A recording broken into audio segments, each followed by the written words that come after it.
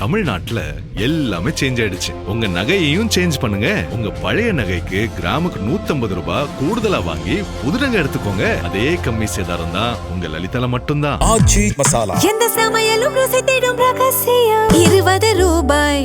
ஹாலிடேஸ்னாலே அது நம்ம ஜிடி ஹாலிடேஸ் தான்.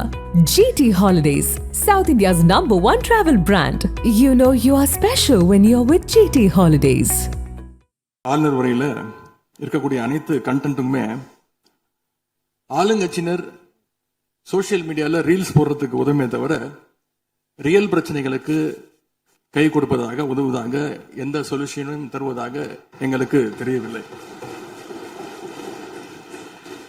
வழக்கமாக எதிர்கட்சி தலைவர்கள் எதிர்கட்சிகள் ஆளுங்கட்சிகளுடைய நிறை குறைகளை பேசுறது வழக்கம். அதுதான் எதிர்கட்சியுடைய பொறுப்பு, அதுதான் கடமை. ஆனா இப்ப இருக்கக்கூடிய ஆளுங்கட்சியை விமர்சனம் செய்யறதுல முந்தைய எதிர்கட்சிகளை விட எங்களுக்கு அதிக பொறுப்பும் அதிக உரிமையும் இருக்கு அப்படின்னு நாங்க நம்புறோம். அதுக்கு காரணம் எங்களுடைய கூட்டணி கட்சியாக இருந்து எங்களுடைய உடன்பிறப்புகளுடைய வாக்குகளை வெற்றி பெற்றவர்களுடைய ஆதரவுல தான், எங்களுடைய தயவுல தான் இன்னைக்கு இந்த அரசு நடந்துகிட்டு இருக்கு என்பதை நீங்கள் கருத்து கொள்ள வேண்டும். இன்னும் சொல்ல போனா நாங்க இன்னைக்கு எதிர்கட்சியில் வரிசையில மட்டும் இல்ல, ஆளுங்கட்சி வரிசையிலும் எங்களுடைய வாக்குகள் அமர்ந்திருக்கு.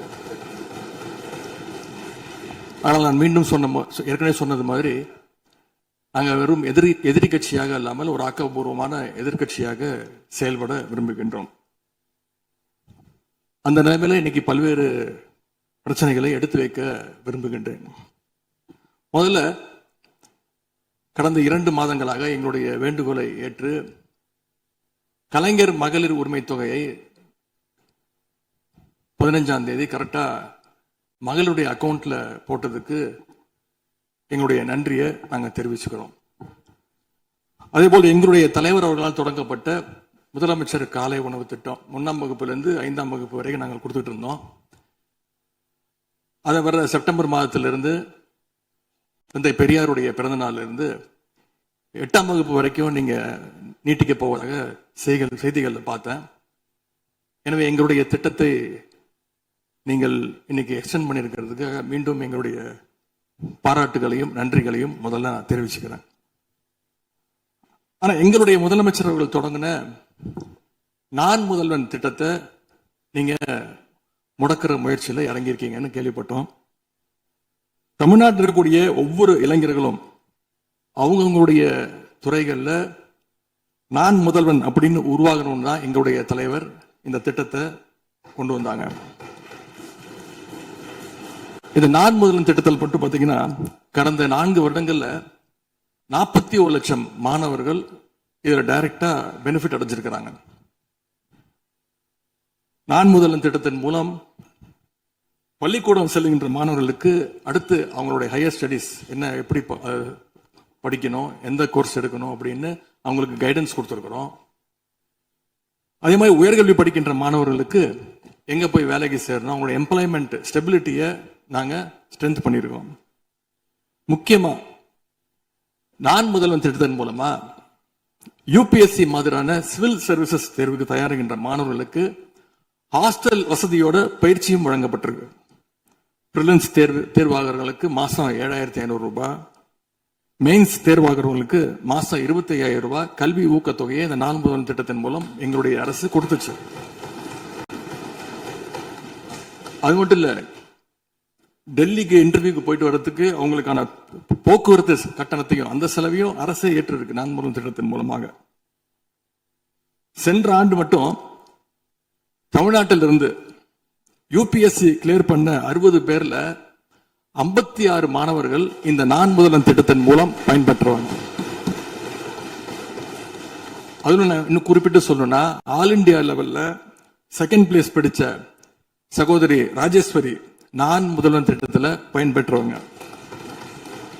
இப்படிப்பட்ட நான் முதல்வன் திட்டத்தை கைவிட வேண்டிய அவசியம் என்ன அப்படிங்கிறது முதலமைச்சர் அவர்கள் தன்னுடைய பதிலுரையில கூற வேண்டும்னு நான் விருப்பப்படுறேன்.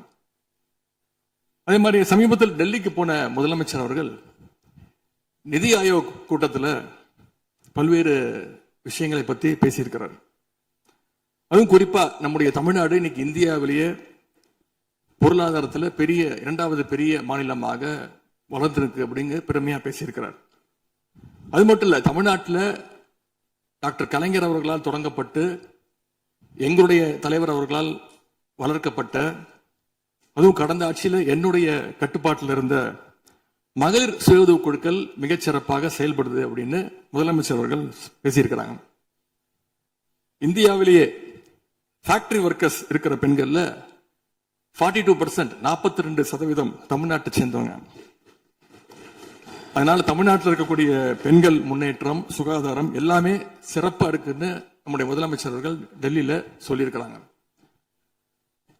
திரைப்படங்கள்ல தான் பாத்தீங்கன்னா ஒரே பாட்டுல ஏழையா இருக்கிறவன் ஒரே பாட்டுல 5 நிமிஷத்துல 4 நிமிஷத்துல பெரிய பணக்காரன் ஆயிடுவான். ஆனா அது மாதிரி நிஜத்துல ஒரு மாச ஆட்சியில தமிழ்நாடு மாதிரியான மிகப்பெரிய மாநிலத்தை அந்த அளவுக்குலாம் வளர்த்த முடியாது. இந்த சாதனைகள் எல்லாம் யார் ஆட்சி காலத்தில் நடந்துச்சுன்னு மக்களுக்கும் தெரியும், மக்களும் பார்த்துக்கிட்டு இருக்காங்க, முதலமைச்சருக்கும் தெரியும். அதே மாதிரி பேரவைத் தலைவர்களே, இந்த ஆட்சியில இன்னொரு பழக்கமும் புதுசா வந்திருக்கு. அதாவது எங்களுடைய திராவிட மாடல் ஆட்சியில நாங்க எடுத்த நடவடிக்கையால ஏதாவது நல்லது நடந்தா உடனே அதுக்கு ஸ்டிக்கர் ஒட்டிடுறாங்க. அது மட்டும் இல்ல, ஃபர்ஸ்ட் டைம் எவர் இன் தி ஹிஸ்டரி அப்படின்னு சொல்லிடுறாங்க. அப்படி சொன்ன சில ஃபேக் நியூஸ், தவறான தகவல்களை நான் குறிப்பிட விரும்புறேன்.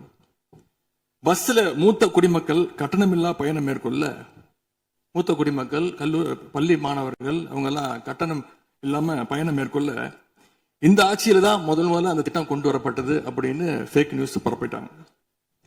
இதெல்லாம் ஏற்கனவே இருக்கக்கூடிய திட்டங்கள், எங்களுடைய ஆட்சியில கொண்டு வரப்பட்ட திட்டங்கள். அது மட்டும் இல்ல, அரசு பள்ளியில வழங்கப்படுகின்ற ஸ்கூல் பேக்ல முதலமைச்சரோட புகைப்படம் இல்லாம இப்பதான் முதல்ல வழங்குறோம் அப்படின்னு, ஃபர்ஸ்ட் டைம் இந்த ஹிஸ்டரி அப்படின்னு டேக் போட்டு ஃபேக் நியூஸை தொடர்ந்து பரப்பிட்டு இருக்கிறாங்க. இதெல்லாம் எங்களுடைய திராவிட முன்னேற்ற கழகம், எங்களுடைய திராவிட மாடல் அரசுல எங்களுடைய முதலமைச்சர் கொண்டு வந்த திட்டங்கள். இப்படி இவங்க ஸ்டிக்கர் ஒட்டின லிஸ்ட் மிகப்பெரிய லிஸ்ட். நக்கீரன் டிவிக்கு சப்ஸ்கிரைப் செய்யுங்கள். உங்கள் ஆதரவே எங்கள் பலம்.